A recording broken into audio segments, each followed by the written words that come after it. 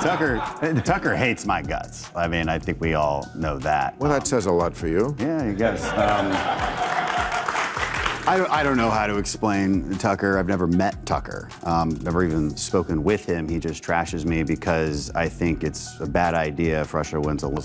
If you didn't do that, if you never gave him any stingers, never gave him any javelins, you'd have a Russian army that is fully intact and also very aware that we don't defend our friends, and they'd be on the border of former NATO. He increased the lethal aid to Ukraine by a lot, actually. And he's never said he's backing away from Ukraine. What he has said is it should be a loan, that we should have mining rights, Europeans should pay more, all things I think we all agree. This wasn't a debate. This was an eruption. Carville and Collins tore into Crenshaw over Trump's lies, the 2024 election, and the GOP's embrace of chaos. And it got heated fast. Welcome back to Unfiltered Political Beatdowns. In this explosive overtime segment, GOP Representative Dan Crenshaw gets ganged up on by James Carville and Kaitlan Collins over Ukraine, Trump, January 6th, and the debate that could break the 2024 race. Hit subscribe for more brutal reality checks. No spin, just receipts. The first blow landed the moment Ukraine came up. Maher asked Crenshaw why so many Republicans were suddenly Team Putin. Crenshaw snapped. Tucker hates my guts. I mean, I think we all know that. Well, that says a lot for you. Yeah, I guess. I don't know how to explain Tucker. I've never met Tucker, never even spoken with him. He just trashes me because I think it's a bad idea if Russia wins a war. He wasn't wrong. Crenshaw came out swinging for Ukraine and against his own party's Putin fanboys.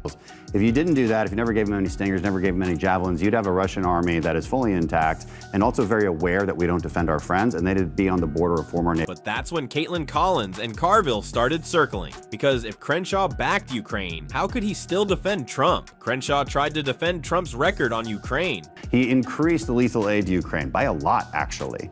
And he's never said he's backing away from Ukraine. What he has said is it should be a loan, that we should have mining rights, Europeans should pay more, all things. But Kaitlan hit back immediately. The impeachment thing. Which part? The ones that Democrats impeached him for? Withholding aid. Crenshaw pivoted hard. Same country. No, he didn't. Yes, really? He did. What did he do? He was bragging about withholding aid unless they fired the prosecutor. Corrupt prosecutor. But Collins didn't let him off. Crenshaw spun. You can't impeach somebody for doing what is within their powers as the president. But Carville wasn't having it. It was congressionally authorized, I think it was $400 million authorization, and he tells the guy, if you don't give me some dirt, I'm gonna withhold it. I'm sorry, I don't know, that's not right. Boom. Impeachment isn't spin, it's law. Then came the meltdown. Maher asked Crenshaw a brutal question. Tell me a scenario where he loses, maybe even by more, and he concedes the election. Crenshaw. I don't have to imagine. I don't have to imagine any of it because I know the history of it, and the history of it is he moved out of the White House. Carville and Collins both erupted. I'd want to haul off and slug him right in the face. I wouldn't do it. I did go nuts. Like, I hated it. That's what they do. They are honoring. Crenshaw tried to create a false equivalent. Democrats did it 3 times in the elections prior to that. Where was the hand-wringing then? Stacey Abrams has never said that she lost the governor's race in Georgia. But Collins wasn't having it. Democrats sent fake electors. The Democrats pressured the Justice Department. The Democrats went to court and got laughed out of it. No, so that never happened. Right? Carville drove the nail in.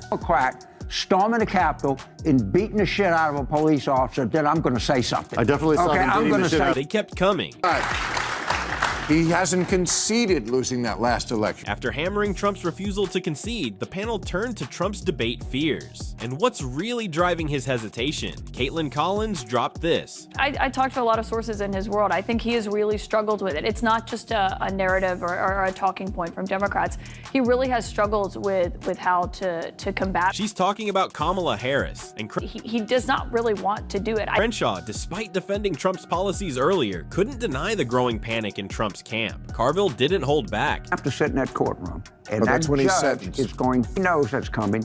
He knows September 10th is coming. There's no way that he. And then came the most brutal moment of all: the cold, clinical math of political destruction. Carville warned, if Harris gets 280 electoral votes, your party is fucked. Because he stuck with them the whole. That wasn't just a prediction. It was a funeral dirge for the modern GOP if Trump goes down hard. Crenshaw tried to swing the focus back to policy, rattling off Trump's record. Prices are up 50% when you're vice president. Electricity prices up 30%. Grocery up 22%. The list keeps going. Taxes were lower under Trump. They raised them under Biden-Harris. Regulations. But Kaitlan wasn't having it. Donald Trump is his own biggest impediment. His own questioning whether or not her race and whether or not she's actually black at an event with black journalists. Carville fired back with a history lesson. Like Michael Bloomberg said, there's zero evidence that the economy, the first 2 years of the Trump economy went in better than the last 2 years of Obama. Crenshaw claimed, I want to make 2 points. even Bill Maher snapped. What's fake or like 2 points? The crowd erupted, and because everyone knows what happened, the denials are no longer credible.